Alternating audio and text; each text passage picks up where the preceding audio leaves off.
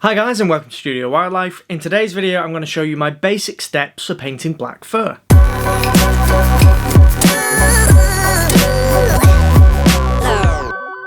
So this one is just a time-lapse video. I'm going to talk through my process in simple steps, but if you want to watch the video in real time and listen to me talk over with some extra tips and extra techniques, please check out my Patreon channel. I'll pop a link down to that in the description below. Anyway, let's get started. Okay, so the colours that I'm using are Ivory Black, Ultramarine Blue, Burnt Umber and Titanium White. These are the colours that I'm just going to stick with, so I'm going to keep it as a basic colour palette for now. So I'm going to start by just doing a thin black wash of my gesso.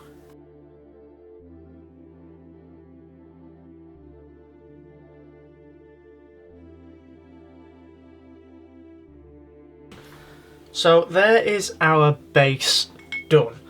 What I'm going to start with is this number 8 filbert brush here, and I'm just going to start to block in some of the basic shapes of this fur.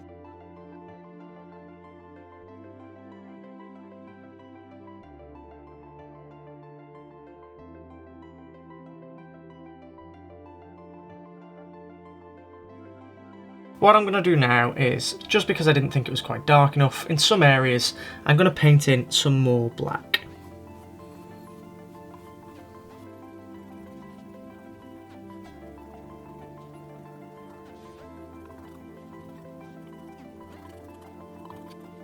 Okay, now you're going to want to let that dry, but I'm just going to carry on working over the top, but letting it dry is always best. So again, I'm going to take more of our black and some more of our brown. I'm going to mix up a little bit more this time, so I want a little bit more black and a little bit more brown. And then we want an even lighter grey this time, so add more white to our mix.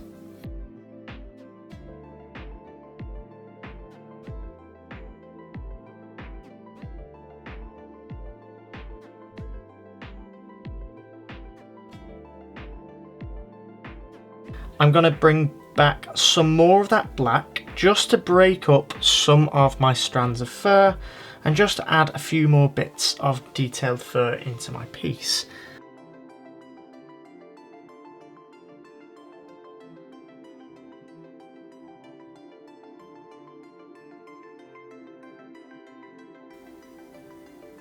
What I might actually do is leave a little section so that you can see each layer as we progress through, and you can see how the painting changes.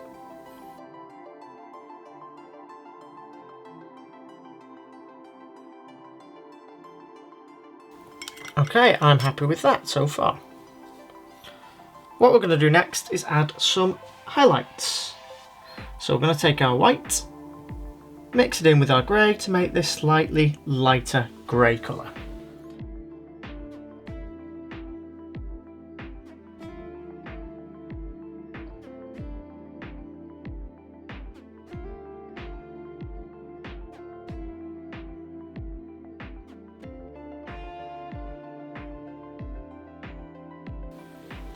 Okay, we'll repeat that one more time with some even lighter paint, so taking some of our white into our mix. And we're doing it quite watered down, so it's quite translucent, quite transparent and quite see-through, so it blends nicely with the colours underneath.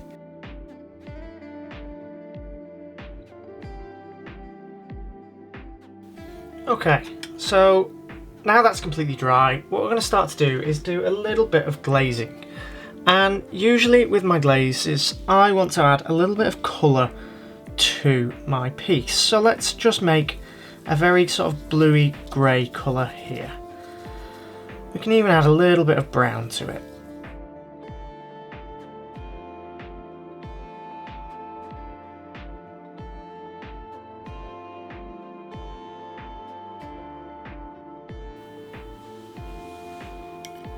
Okay, and we're going to get our detail brush again,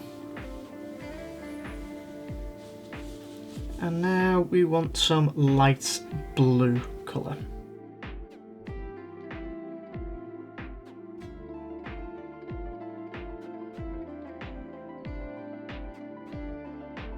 you'll just repeat the process that we did earlier, just adding slightly more white or slightly different tones and colours to your piece. So let's add a little bit of white and a little bit of brown to what I'm creating here, just to pick out some more of those highlights.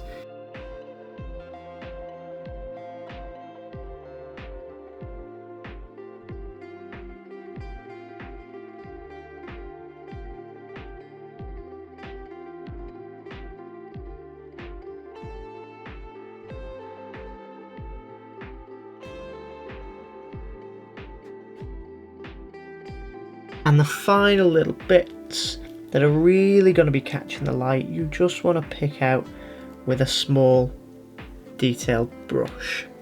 It's much easier if you follow a reference photo, because you can see exactly where those highlights are supposed to be in your image.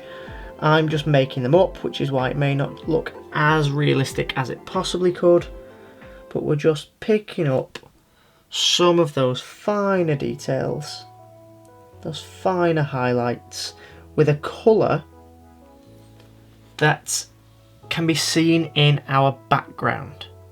A colour that would be reflected in the highlights of that black fur.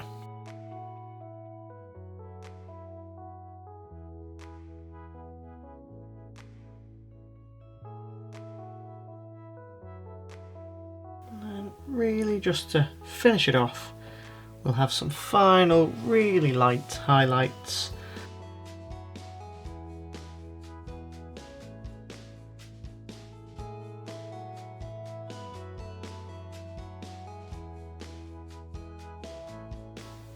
And again, to finish it off, I always like to add in final few black strands just back into my piece, just to really reinforce that this is black fur that I am painting.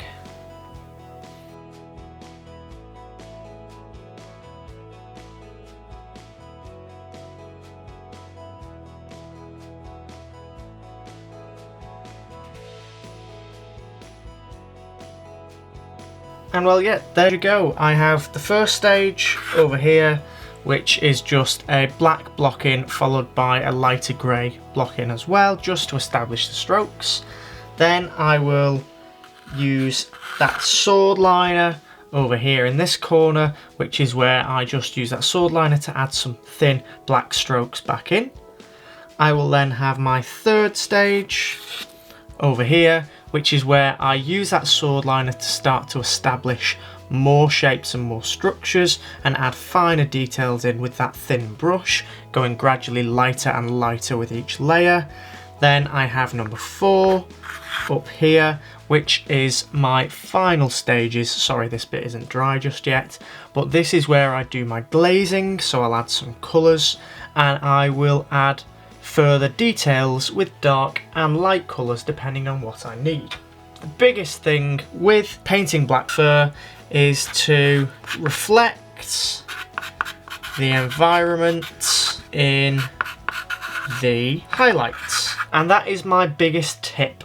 Make sure you're looking at the colours, make sure you're looking at the direction of the fur, but make sure you're incorporating the animal that you're painting into its environment by reflecting some of those environmental colours into the highlights of the black fur.